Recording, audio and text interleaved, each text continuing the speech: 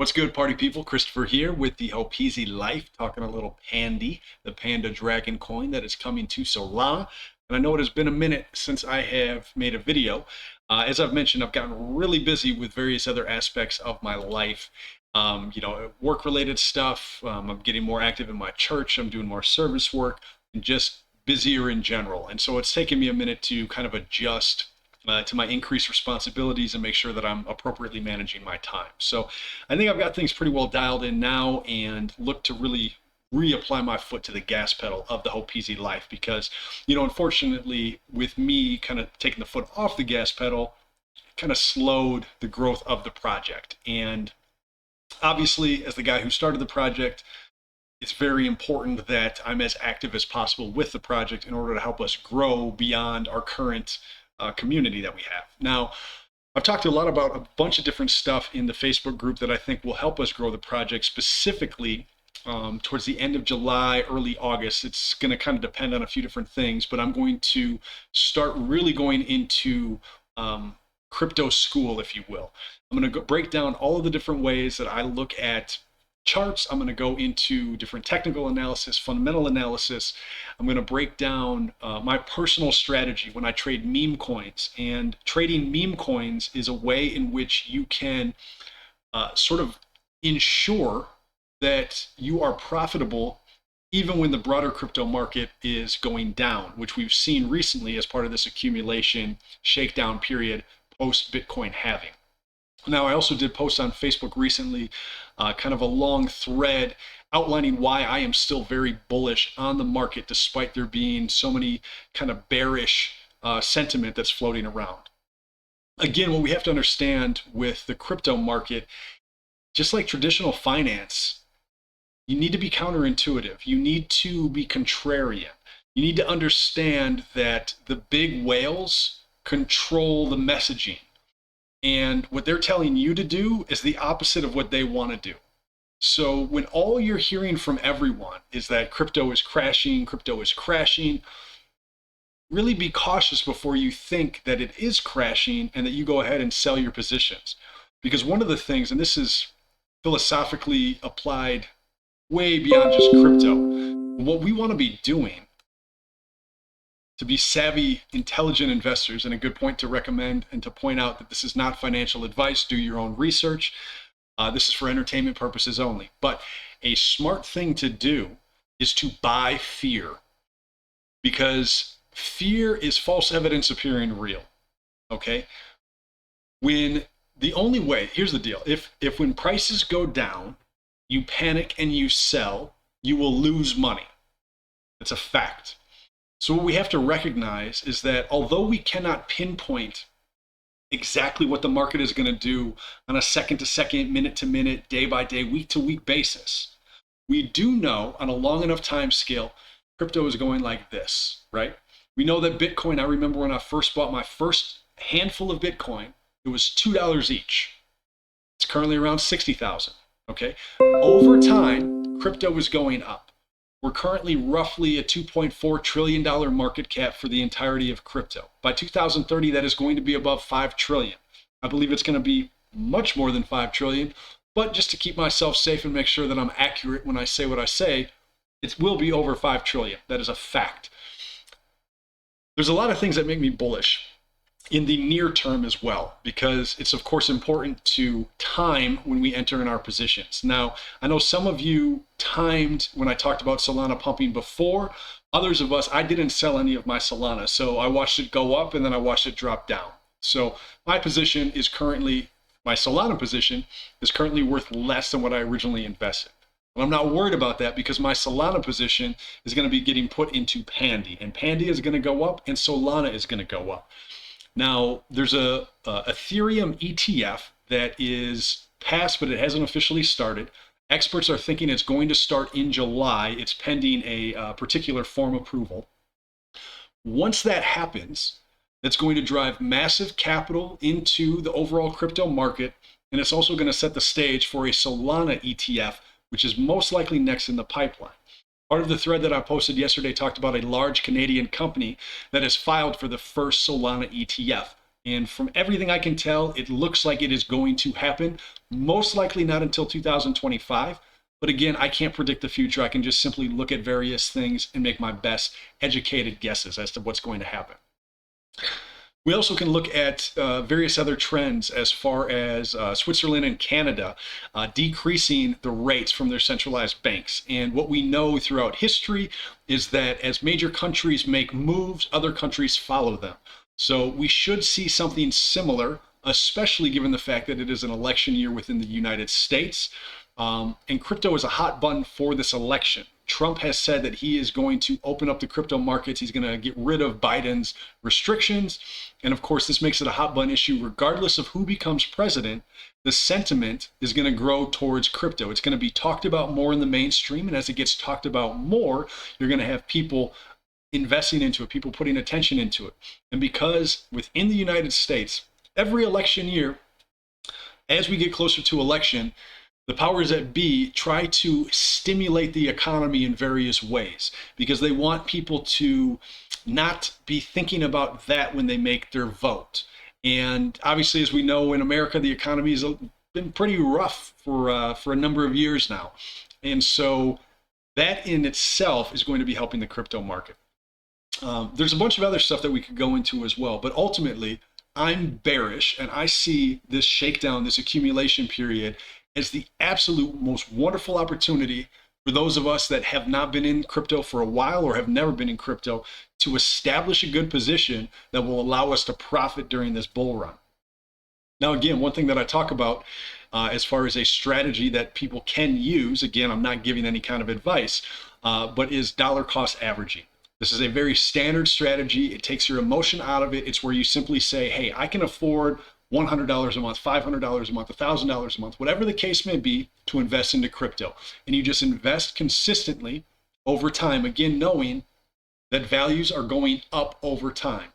What this does is it simply establishes the best baseline average price per token for you so that you can maximize your gains and again remove emotion from the equation so that you're not simply, selling everything when you hear the sky is falling, that type of stuff.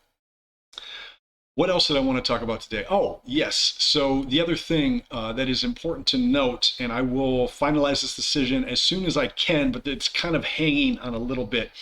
So DEX Screener, which is the #1 decentralized exchange price analysis tool, okay? It is a major goal, when we were going to launch on, assuming we launch on Pump.Fun, a major aspect of that is getting onto DEX Screener so that many people will see our token and will trade our token. Now, DEX Screener has actually made a Pump.Fun alternative called Moonshot. And from what I can tell, it is virtually identical in a lot of different ways. However, there are some differences, and in some ways it appears better. In other ways, it doesn't quite seem to generate as much FOMO as Pump.Fun. But a big aspect of me thinking that we pivot to Moonshot instead of Pump.Fun is that when Pump.Fun came out, it was the new kid on the block. It got a whole bunch of attention, and a lot of the early tokens had a lot of early success. They really blew up. And we've already seen with Moonshot the initial tokens really blowing up right away. Now, of course, we're not going to be one of the first tokens. We're not going to move up the launch date. We're keeping it on July 3rd, like we've talked about, like we set up weeks ago. But we might be launching on Moonshot because I think it might give us a better opportunity to have Pandy really hit the ground running. Again, I will confirm this with you. That all being said, the way in which you will buy Pandy come launch day on July 3rd at 6 a.m. Pacific Standard Time is the same way, virtually the same way that we were going to do it before via Pump.Fun. So I will include how to get onto Moonshot. Again, it's from dexscreener.com. You'll be able to access Moonshot. You'll want to pull that up on a browser on your computer or on the web browser on your phone. Don't use the Dex Screener app at this point. That might change before launch, but currently keep using the browser. So we'll be doing that as far as Moonshot goes. Again, I'll confirm it. Or you would be using the other way to buy Pandy is going to be through a trading bot like Trojan, like BankBot, or like Pepe Boost. Which again, I have shared links to these. I can share links again in our Facebook group so that everybody does have links to those. And I will make a video before launch just reiterating how we're going to go about buying our tokens come launch day. and beyond launch day, of course. Because with Pandy, we're going to have similar strategy that we had with the other, the macro tokens as far as buying the dip. And it's important, as we watch Pandy go up and go down, that we keep in mind that long term. You will see my position does not change. I will not sell a single token until I have told you first that I will be selling tokens. And the only reason I'm selling tokens, there's two reasons. One, to pay for marketing costs to keep pushing Pandy towards Pluto. And we'll also potentially be doing like community fundraising in order to do that. It's all going to depend. If we don't raise enough money as a community, I'm going to pay for it. Because again, this is a project that I am in until the day I die. So I will not stop pushing this project because, again, this is to honor my brother Matthew. And because I was not able to help him out of his horrible depression that made him feel that he didn't have any other choice but to take his life, I am committed until the day I die to help as many other people that are in that same headspace. Because the way that my family has suffered and is hurt from the loss of my brother is not something that I want anyone else to ever have to deal with. And I know that I can't stop suicide alone. I know that I can't end despair completely by myself. And it's not even realistic to assume that it can be ended overall. But I know for a 100% fact that I can make a massive dent in it because I have a massive passion and I have a massive understanding as to why people feel despair, because I felt it my entire life up until the last handful of years after having a spiritual awakening and finally coming to understand why I'm on this planet and why I suffered in the way that I did. Quick point of that, it's so that I can lessen the burden of other people. My suffering only has a point if I use it, if I alchemize it to better the lives of other people. So that's why I'm going to be in service to others all of my life, spreading hope, spreading creativity, and making that future just a little bit brighter.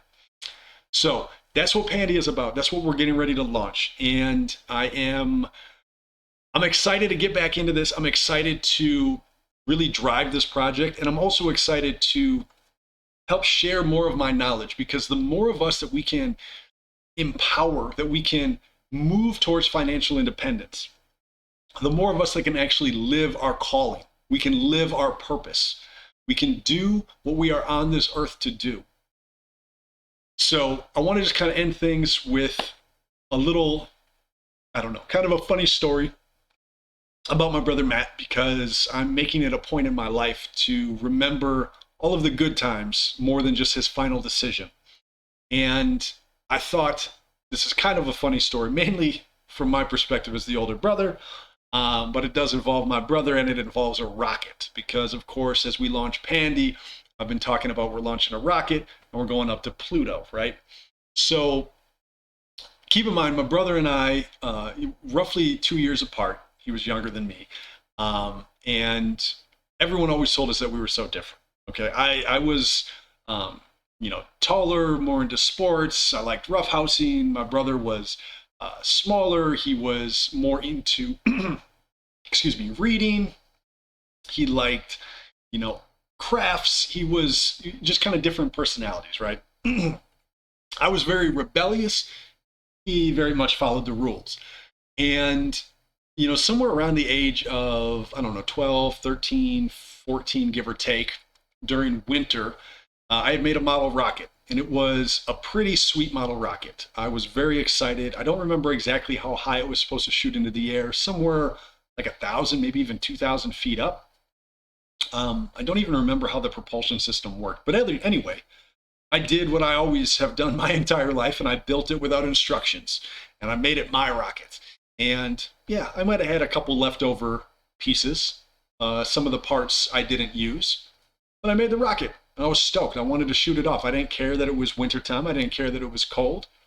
I wanted to see this thing shoot into the air and then coast all the way down with the parachute that deployed from it.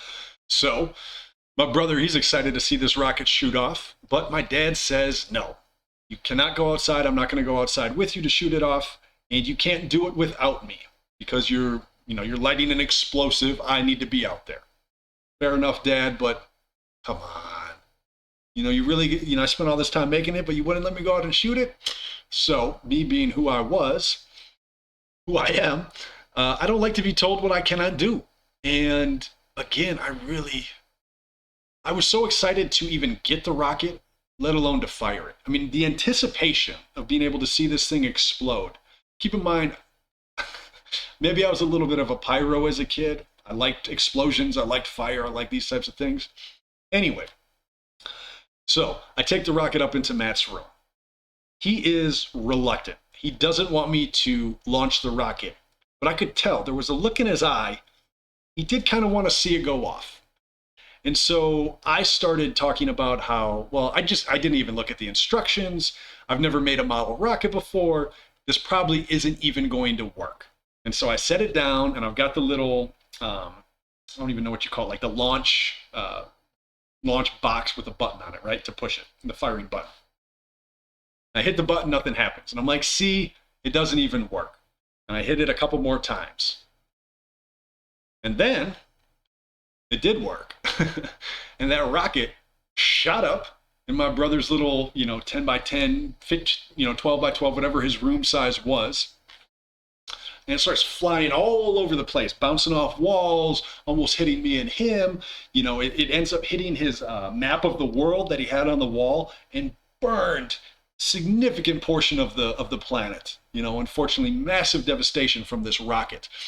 My brother's freaking out. Oh no, oh no. His entire room is filling with thick, dark gray smoke. The dark gray smoke, his room was in the all of the bedrooms were in the upstairs. It starts billowing out of his room down the stairs to where my dad is, I don't know, watching TV or reading a book or something like that. No time flat. My dad, big dude, by the way, running up the stairs. And I don't remember exactly the expletive he used, but it was, what the blank is going on? And yeah, I got in trouble for that one. Matt did not, because of course it was not his fault, despite the fact that we were in his room. He didn't want me to launch the rocket.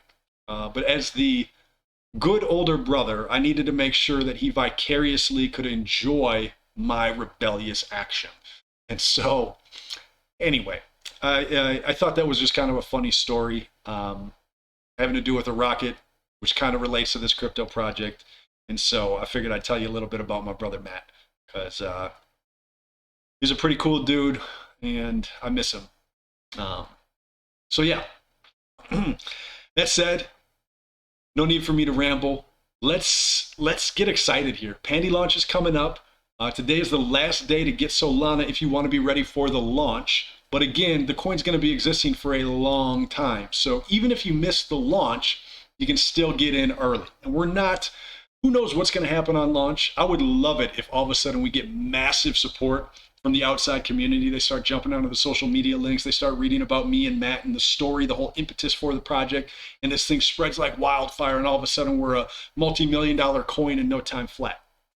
But realistically, we've got about 70 people in our Facebook group. I've got about 200 some followers across the Twitter accounts. There's like 50 subscribers on YouTube, a little over a dozen on TikTok. So there's a little bit of a social following, a little over a dozen on Telegram. But we're not any sort of massive community at this point. So most likely what is going to happen is we're going to see a nice little pump, and then the prices will go down, or they'll stay stagnant. I believe what's going to happen is we're going to start at the $5,000 market cap. We'll shoot up maybe a 2, 3, 4, 5x, somewhere in that neighborhood. Not quite enough to get out of either Pump.Fun or Moonshot onto Radium, but we'll see something. And hopefully we see enough of a gain where everyone who wants to can take out 50% of their initial investment, so that they've then been made whole and they can now let the trade ride as we go to Pluto completely risk-free, right? Now, again, I'm personally not going to be taking any of my position out. And if you don't want to take any of your position out, don't. It all depends, because again, be smart. You know your finances better than I do. Don't invest what you cannot lose. But the more you prioritize protecting your initial investment, the more you do harm your long-term investment. So this is a calculus that we all have to do for ourselves individually, okay? We all have a responsibility to ourselves and those that we love, those that are dependent upon us, to protect our resources, to protect our finances. the last thing I'm going to leave you with, because I'm going to be talking about all kinds of plays that you can make as we push into this bear run and as we really try to maximize our gains before the market inevitably corrects after the bull run. What we want to do is we want to make sure that we're smart with the basics of finances. Personally, I have decreased my my monthly nut by 20%. Okay, and that's a fairly significant decrease for me. I feel good about it. I've made cuts that are not necessarily easy to do, but a lot of them have gotten easier as I've incorporated them. The other aspect of it is to increase income. Personally, I'm on pace to double my income from last year, and it's really a simple reason. I was working a job that allowed me a lot of time freedom so that I could explore hiking and climbing all kinds of mountains and just enjoy my life. But after losing Matthew, meditating deeply, how do I do something about this? How do I bring purpose into my life at this point? I realized I needed to make a significant amount of money. I needed to generate massive wealth so that I could empower as many people as possible to spread hope. Because again, I am one man. I cannot end despair on my own. We need an army of people that are all out there smiling, whiling, and making the world a better place. And so the only way to do that is to generate an absurd amount of money. Now, in order for me to generate an absurd amount of money, I need money, right? I need money that I can trade, that I can invest. And, you know, I quit this job that wasn't really paying me very well, but it gave me a lot of time freedom. Started building the hopezy life. And again, you know, I needed to start bringing in income. And so I've got this job now that has phenomenal income potential. If anyone's looking for a remote job, I'd be happy to kind of help point you in the direction where you can find yourself a strong multi-six-figure position, regardless of experience, regardless of education. But I'm using that increase on income plus the decrease on spending to generate a surplus. And that surplus is going to allow me to take calculated risks. And it's going to allow me to operate with a level of, I guess, lack of fear about risk that will allow me to massively multiply my resources. And I'm going to document this. We're going to talk about it. This is what's going to ultimately keep growing our community and going to keep making things hum. And the more of us that follow along with it, the more of us that are going to benefit.